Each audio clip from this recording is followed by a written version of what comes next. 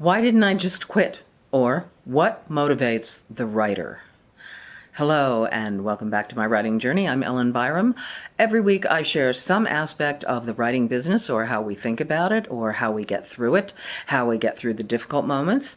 And there are many times when I think, why didn't I quit? There were moments I wanted to quit. I thought, this isn't doing me any good. So I'm going to go into why I never quit. But first of all, I want to talk about the other people we know. I've known a lot of people. We all know people who want to write a book. Someday I'll write a book. Someday I'll do this. Someday. Someday never comes for a lot of them.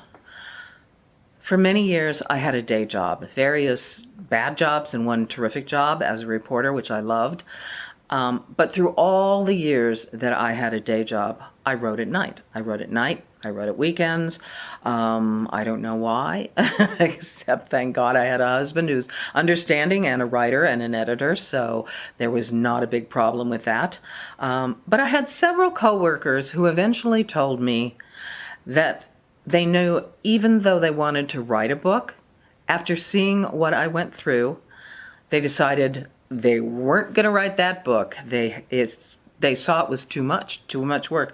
Mostly, I think the marketing aspect just killed them, because once my book started coming out, I was working on some marketing aspect, or answering an interview, or calling people, or going to book signings, or something a lot of the time.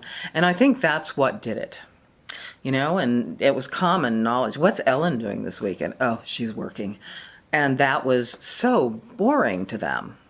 I don't think that's quite true. I wasn't always busy, because we always made time to go to the movies or go to the theater, especially the theater. And we participated in summer theater festivals, which was another part of writing. It's funny because I did what the nuns used to always tell us what to do. Just be an example.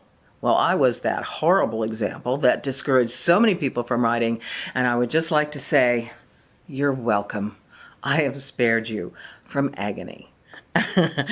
For most. I saved most of them, but I do have my one friend, Yin Liang, who is a real writer, who didn't want to just do it. She has done it. She is doing it, and she has just published her 4th sci-fi fantasy novel, which I recommend highly. You can read it. You can buy them on Amazon, and start with The Geomancer's Apprentice.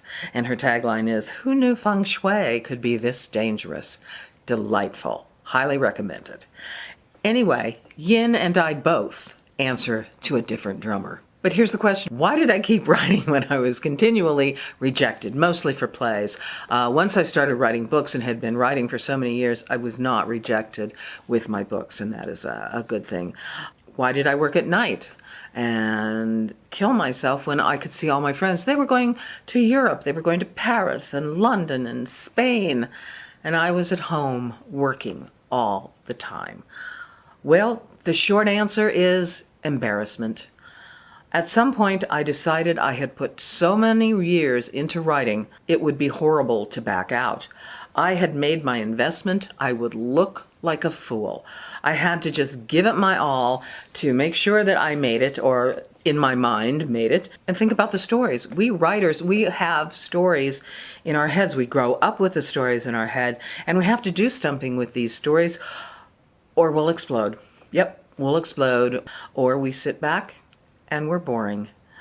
The other thought that I have about writing, and why you shouldn't give it up if you are a real writer, is you never know when you're going to make it.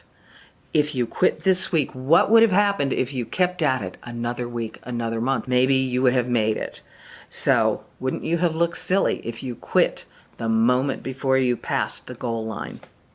I know I would, and I don't like being embarrassed. So here I am, still writing, still working on stories.